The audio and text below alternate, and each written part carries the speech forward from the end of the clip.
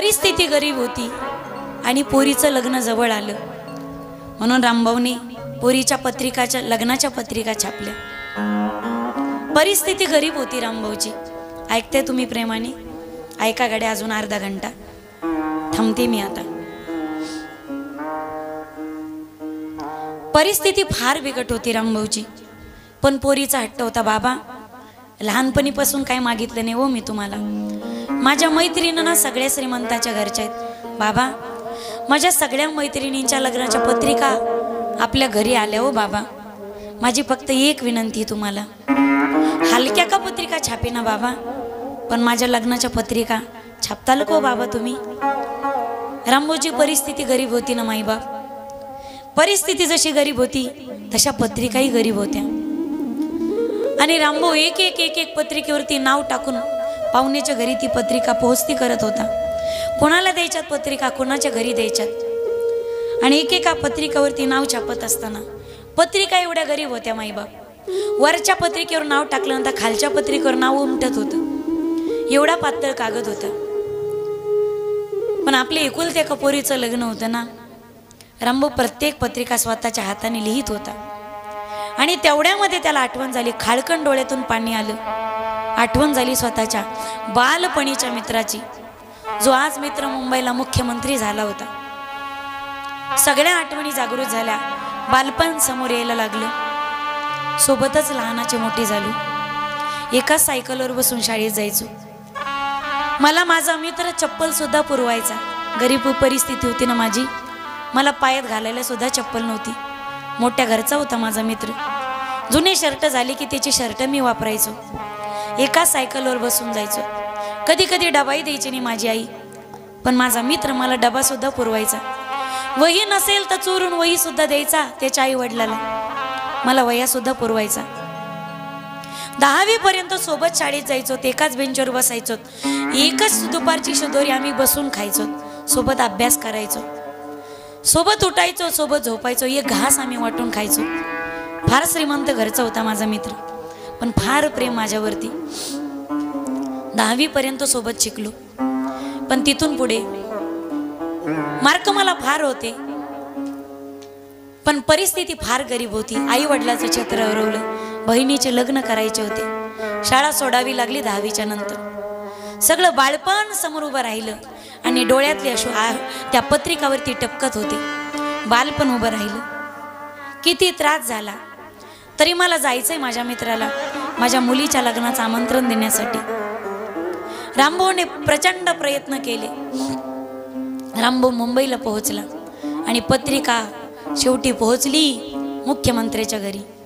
सुट्टीचा दिवस होता आणि बगीच्यामध्ये टीपॉयवर चहा ठेवलेला होता, खुर्चीवरती साहेब बसलेले होते। एक एक एक एक पत्रिका पीएने वाचावी आणि डस्टबिन मध्ये टाकून द्यावी। एक एक पत्रिका पीए वाचत होता, वाचावी पत्रिका त्या कचरा कुंडीमध्ये टाकून द्यावी। ज्यावेळी गरीब पत्रिकेची वेळ आली ना, त्यावेळी न वाचता पीए ती पत्रिका डस्टबिन मध्ये फेकून देऊ लागला। पण तेवढ्यामध्ये साहेबने अडवलं, अरे पत्रिका का फेकून देतोस तू? ही पत्रिका इथपर्यंत आली आरती, ही पत्रिका सामान्य नसावी, काहीतरी अर्थ दडलेला आहे पत्रिकेमागे, वास्तू पत्रिका। मी सांगतो ही कचरा कुंडीत टाकायची का नाही। ज्यावेळी पीएने वाचायला सुरुवात केली पत्रिका, वधूचं नाव वाचलं, वराचं नाव वाचलं, आणि ज्यावेळी वधूच्या नावाच्या खाली स्वतःच्या बालपणीच्या मित्राचं नाव वाचलं ना, त्यावेळी महाराष्ट्राच्या मुंबईच्या मुख्यमंत्र्याच्या डोळ्यात सुद्धा पाणी होतं। साहेब, हा रडताय तुम्ही साहेब? हो साहेब, तुमच्या डोळ्यात का पाणी येतंय साहेब? सोबतच जायचो रे आम्ही शाळेत, एकाच बेंचवर बसायचो, एकच शिदोरी वाटून खायचो, एका वहीत अभ्यास करायचो। फार हुशार होता माझा मित्र, पण परिस्थिती गरीब होती त्याची। 10वी पर्यंत सोबत शिकलो, बोर्डात पहिला आला होता तो, मला मार्क कमी पडले होते, पण परिस्थिती गरीब होती ना, पुढे नाही शिकता आलं माझ्या मित्राला। माझा प्रारब्ध, माझा घराणा चांगला होता, मी ग्रॅज्युएशन केलं आणि नंतर राजकारणात आलो, आज मी महाराष्ट्राचा मुख्यमंत्री झालो। पण या सगळ्या वर्षांमध्ये काळामध्ये मला एकदाही माझ्या गरीब मित्राची आठवण आली नाही। पण अजूनपर्यंत माझा रामभाऊ मला विसरला नाही. ही गरिबी असते रे माझ्या दादांनो, ही गरिबी असते. तुमची परिस्थिती गरीब असेल पण गरीबाच्या अंतकरणाचा कोणी ठाव घ्यायचा नाही, त्याचं मन इतकं श्रीमंत असतं. माझा रामभाऊ अजून मला विसरला नाही. सोबतच शाळेत जायचो, एकाच बेंचवर बसायचो, एकाच सायकलवर जायचंय. एवढे वर्ष झाले रामभाऊची माझी भेट नाही. काय करत असेल माझा रामभाऊ, कसा असेल तो, त्याची परिस्थिती तर चांगली असेल ना. तुला सांगतो, या दिवशी मला कोणती मीटिंग घ्यायची नाही, कोणाचाही सत्कार मी स्वीकारणार नाही, कोणत्याही उद्घाटनाला जाणार नाही. या ठिकाणी या दिवशी कोणतेही पत्रकार आणि पत्रकारच्या मुलाखतीत मी जाणार नाही. तुला सांगतो, या दिवशी मला फक्त आणि फक्त माझ्या मित्राच्या पोरीच्या लग्नात मला आशीर्वाद देण्यासाठी जायचे. लग्नाचा दिवस उजाडला, हेलिपॅड तयार करण्यात आलं आणि ज्यावेळी हेलिकॉप्टर खाली उतरलं, डगडग डगडग वाजणारा त्यांचा पंखा शांत झाला. अनेक गाड्या तयार करण्यात आलेल्या होत्या, सगळ्या दिव्याच्या गाड्या होत्या. समोर कलेक्टरची गाडी होती, पाठीमागे काही गाड्या होत्या, मध्यभागी मुख्यमंत्र्याची गाडी होती. कुणालाच माहिती नव्हतं कुठे जायचंय. साहेब आज कोणाचं फूल घेत नव्हते, कोणाचा बुके घेत नव्हते, कोणाचा हार घेत नव्हते, कोणाचा सत्कार घेत नव्हते. आज साहेब कोणाशीही संवाद करत नव्हते. साहेब गाडीत बसले, समोरची गाडी निघाली, पुढे कलेक्टरची गाडी होती.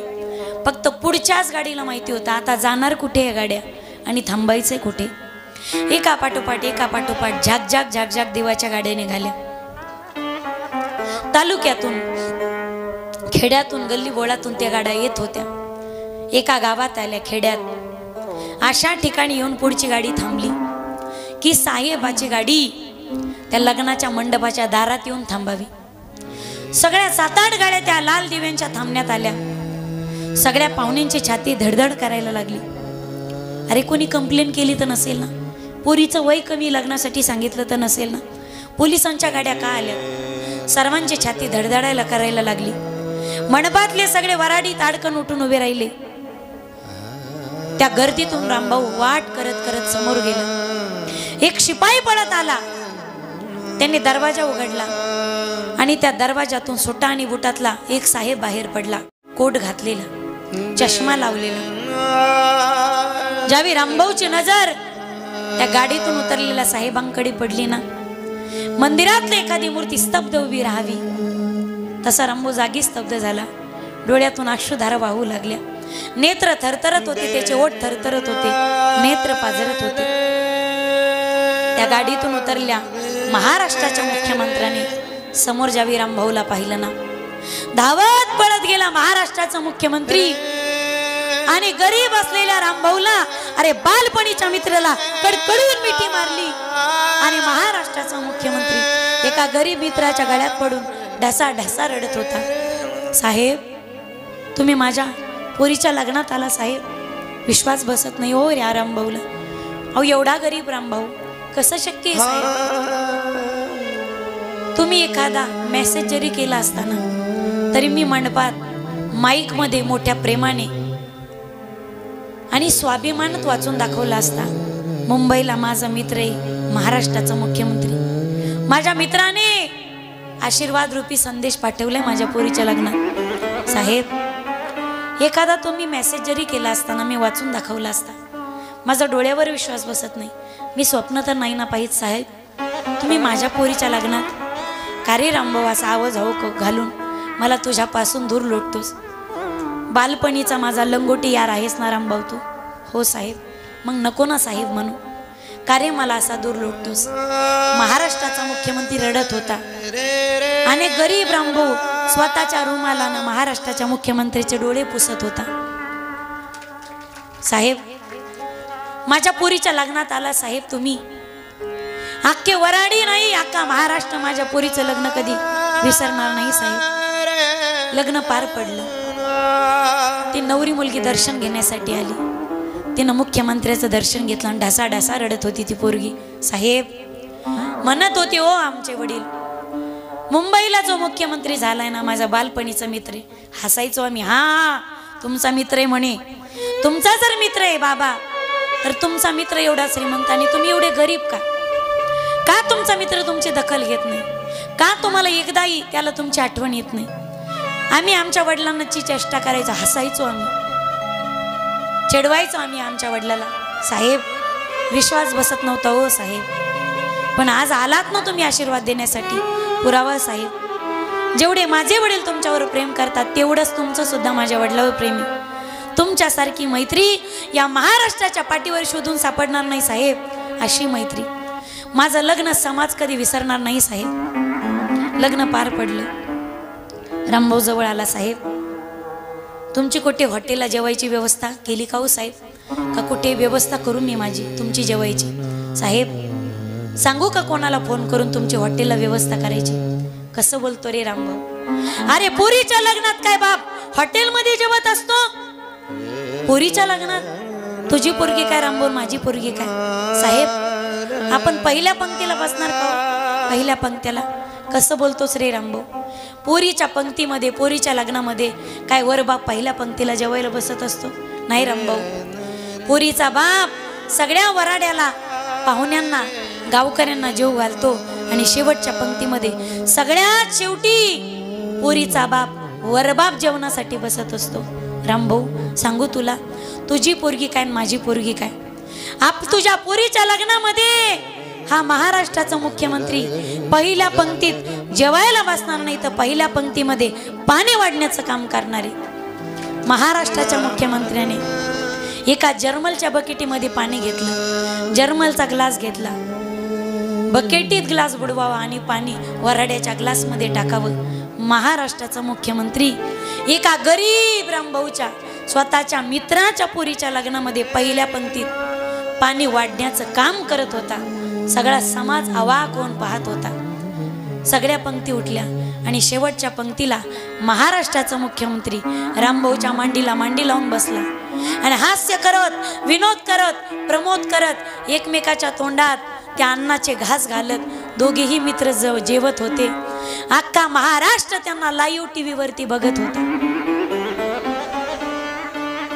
जर सामान्य एका उदाहरणातला एखादा मुख्यमंत्री जर एखाद्या गरीबाच्या लग्नात जाऊन त्याच्या लग्नाची शोभा वाढवत असेल, तर माझ्या दादांनो, एखादा सध्याचा मुख्यमंत्री ज्यावेळी एखाद्या व्यक्तीच्या घरी जाऊन तिची स्वतः भेट घेत असेल, एखाद्या गरीब शेतकऱ्याने जर आत्महत्या केली त्याच्या घरच्यांना जाऊन स्वतः मदत करून त्यांचं सांत्वन करत असेल माईबाप, तर त्या गरीबाचं अंतःकरण किती भरून येईल रे, किती भरून येईल. एक वाक्य सांगू माईबाप तुम्हाला, श्रीमंतांनो, तुम्हाला उद्धार करायचा असेल स्वतःचा, तर कधीतरी गरीबाच्या झोपडीत जा रे माझ्या दादांनो. ते गरीब लोक तुम्हाला आशीर्वाद दिल्याशिवाय राहणार नाही. उंच उंच बिल्डिंग मध्ये राहणाऱ्यांनो, तुम्हाला झोपडीतला आवाज कधी ऐकू येणार नाही. तुम्हाला जर झोपडीतला आवाज ऐकू यावा असं वाटत असेल, तर मला असं वाटत असेल श्रीमंतांनी कधीतरी ते एसी कार मधून सोडून खाली रस्त्याने फिरणं गरजेचं आहे.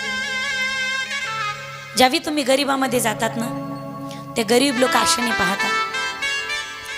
एखाद्या श्रीमंताला त्याच्या श्रीमंतीचं कौतुक व्हावं असं वाटत असेल, तर त्या श्रीमंताने कधीतरी गरीबाच्या झोपडीत गेलं पाहिजे.